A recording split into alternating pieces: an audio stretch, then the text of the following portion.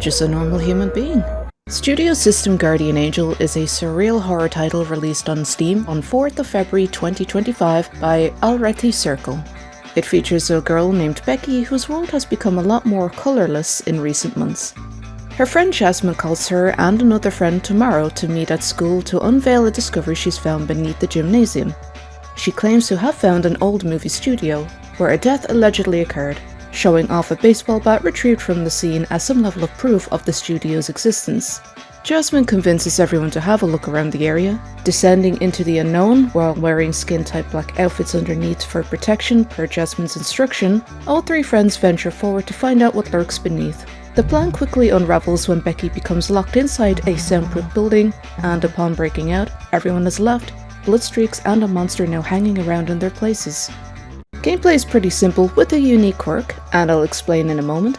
Starting with standard controls, Becky will move around smoothly, she can walk and run infinitely, and also interact with spacebar, or the attack button.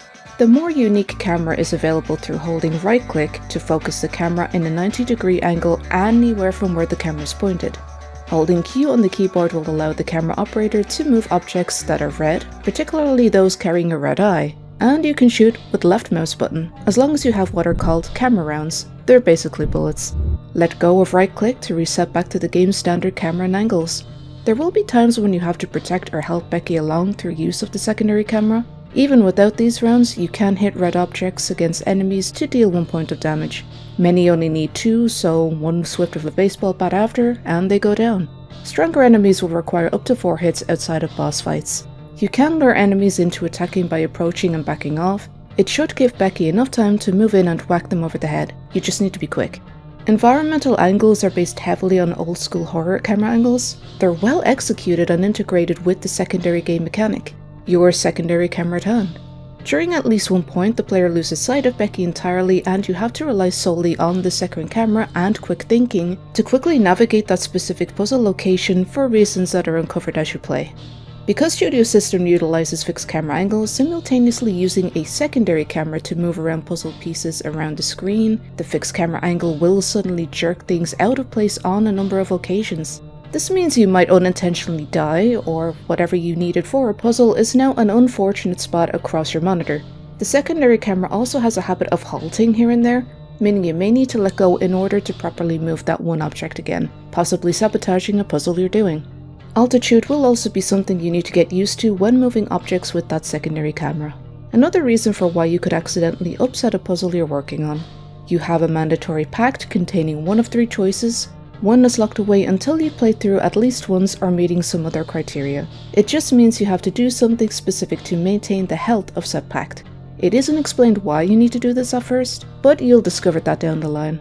Pacts can deteriorate quickly or slowly depending on choice, as one might depend on answering random phone calls at uncommon rates, while others depend on beating up every enemy you see. The longer you go without keeping your end of the deal, the unhealthier it'll become. Status of pacts can be found during save screens alongside general health and items just in case you need it. You can find out what happens regarding what pacts entail later.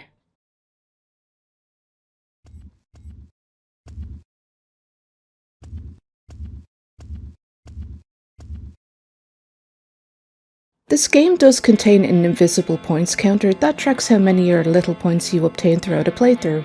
These points can even go into the negatives. On the first playthrough, you won't know what you're doing, so I believe the dev expects your first run to go a certain way. Afterward, you as a player can put the pieces together rather quickly. Studio System is dripping with atmosphere, dread, and attention to tiny details. I don't watch enough anime to tell where many of the references come from, but there's definitely some Silent Hill 3 and 4 influences as you progress along, and even a reference to Yume Nikki. And I believe Serial Experiments Lane is involved. The visuals are a mixture of visual novel artwork, low polygon graphics on par with those you might find on an N64 cartridge. Character faces and visual novel aspects carry an appearance of hasty scribbles that are very endearing and cutesy. The whole art direction for the characters, being anime in style, are cute all around, in stark contrast to unfolding scenarios and places we wind up in. It's simultaneously fluid as it is rigid in movement. Characters move without any form of friction, yet the sound effects give a feeling of stiffness. Radio waves are even more fluid, as you can imagine. Things can go quickly from smooth to fast and jerky movements to suit the atmosphere and what's going on, enemies included. Your time spent with Studio System Guardian Angel will either leave you feeling calm, stressed, or simply wondering what's going on. Surreal buildings and shapes litter the world you'll pass through during your adventures. Being able to shift out of fixed camera angles as the secondary cameraman lends a lot of power to view all of the effort that's been put into this little indie game. And there's a lot of varying details in not just environmental storytelling, but things that stretch into game menus and the main menu itself. They will reflect what's happening during your entire playthrough and when editing sound options as well. Becky's portrait may even change based on the current story plot and held status when visiting the in-game menu as well. The music is created by Retwill, and I hope I'm pronouncing that correctly, who is also mostly responsible for everything on the project, with exception for added music and 2D help. The soundtrack is largely reminiscent of something you might hear from an early 2000s rock group, some breakcore sampling also thrown in for good measure. Otherwise, good use of silence and unnerving ambience takes hold to unrattle the player. It's a solid soundtrack, even if you're not the biggest fan of this style of music. And while I don't know a whole lot about breakcore, both take the stage and I enjoyed what I heard. The styles are complementary despite the huge differences in genre. Character footsteps also carry a cold tone as you walk. And the sound design is very immersive. It's obvious a lot of care and passion went into the project. We have a small group of high school graduates, all who are explained on the store page as well as in-game, so as far as I'm concerned, the extra information isn't spoiler territory. Becky is the protagonist wearing red and black. She's always tired and displays symptoms of depression. There's been no colour in her world for months now. Tomorrow, donning yellow, who is full of energy and optimism, works as a manager in a convenience shop. Jasmine, donning blue, is the cool, collected type, sending off an intimidating aura. Wendigo is someone who we meet and writes for the occult publication, investigating the spirits in the underground studio. This is no spoiler territory, albeit brief. If you want to experience the game for yourself, jump here into the video. Things get pretty strange with this one, so I do recommend hopping into Studio System and playing through it firsthand if you have any interest in doing so. I would prefer people to play through the story for themselves and see what they think, or if you don't care, keep listening. Jasmine claims to have found an underground film studio beneath the school, showing a baseball bat as proof. As a final send-off from graduating high school, Jasmine suggests looking around. It's established everyone's wearing special suits named death mats, meant to protect them inside the area, but Jasmine never tells them this. They agree and head down. Below them are monsters and a call to end the cycle. Things go wrong very quickly and it's a rush to escape. A literal godhead rules here, and makes us sign a pact with it, and the entire place turns out to be its womb, capable of manufacturing gods. TNC were a film company initially using the area until the government eventually stepped in, wanting to wield the possibilities of the film studio's divine connection for themselves. We find a woman named Wendigo here investigating the place, and lets us know a shapeshifter wanders the plane. It turns out the shapeshifter was Tomorrow, our friend since childhood. Becky kills her, and we search for an exit to the realm with Wendigo's help. Journal notes and Jasmine interrupts here and there, giving us some world building, the realm changing to reflect everything that happens at Becky's hands. We eventually learn about the aura adoption theory, created by Jasmine's grandfather, Gerald Campbell. He claims that art imitates life and life imitates art, being able to use this divine source to create mirror images of people. The theory was drilled into Jasmine's head from childhood, and she wants to prove it. Becky was chosen as the sacrificial host for the god to take the image of. Either Becky or the god denied the other, so Jasmine's ritual didn't work. She hurries off to learn more, and we seek out Jasmine again. We manage to locate her, but she lures Becky to the roof and murders her as part of the plan made with someone, which comes unexplained.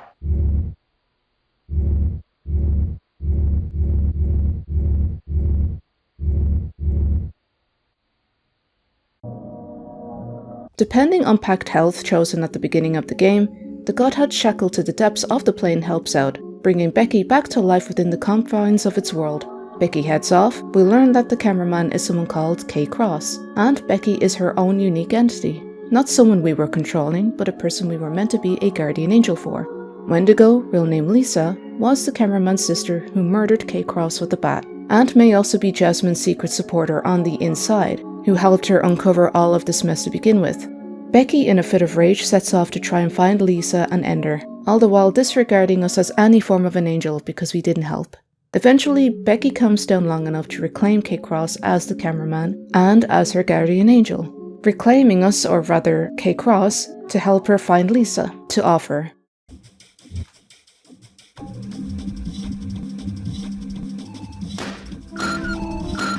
We find Lisa, who claims to have won regardless, but that it feels like a hollow victory. She has an after-image in the back that is a false god, and we remove them.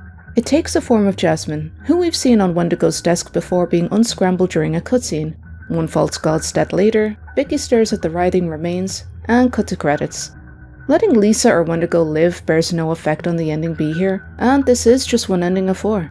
It's a fairly short title, so after a first playthrough you can breeze through the others. Every ending is a bit different. We can take the death and reunite with Tomorrow to see colour again for the first time in months, and if we let our packed health deteriorate, the ending gives us a glimpse of the possible end of the world. A gag ending also exists involving an alternate universe, but life has become drab. The end. Enemies, or spirits, are largely humanoid, with some being floating circles with an eye or a wisp, which, if I remember correctly, is the only entity that doesn't damage Becky upon impact. Humanoid forms are also reckless, going straight for Becky, even when held down by ball and chain. There are only 1 or 2 humanoids who don't attack Becky, but you might accidentally view them as a threat the first playthrough because everyone else has been a problem so far for us. Some look like TV static, others are red or black energy, at least one looks like an ex-school student. You'll know an enemy is engaging with Becky when the score changes. Studio System Guardian Angel is mostly a solid release. It suffers sometimes from camera angles and some colour scheme choices. You may not see certain edges or ledges due to them sharing the same colour, but you'll get there. Problems can occur during intended in-game mechanics, such as a rotating section of a room. Becky can get stuck trying to reach an upper level containing a switch. Otherwise, you may get stuck in a corner, accidentally catapult something you were grabbing with the secondary camera because of a change in fixed camera angle. Becky might also bounce up into the air if a platform below hits her character the wrong way. That being said, my main complaint is the story. The first half drew me in hook, line and sinker, but I can't say the same of the latter part. I know it's taking some inspiration from Lane Experiments among other titles, which I'm aware has a legacy of being convoluted, so maybe I'm just the one at fault here for missing something along the way. Nevertheless, there's enough here for anyone who enjoys survival horror and is open to a developer's use of experimentation in their craft. My first playthrough took around 4 hours, but if you know where to go, then you're instantly cutting that time down to maybe 50 odd minutes or less. And with 4 different endings, one being a gag that got an audible laugh out of me, you won't always know what you'll get. The developer has previously published a title that shares some similarities in style to Studio System, so maybe there's something here too. Thanks for watching. Consider subscribing and liking the video if you enjoyed it. Memberships and a Patreon is also available. Supporters get some cool stuff, including their name at the end of every video, as a way of showing my thanks. It's all going towards hardware upgrades at the moment, so that I can continue content creation and sharing more indie titles like this. Until next time, take care of yourselves. Bye.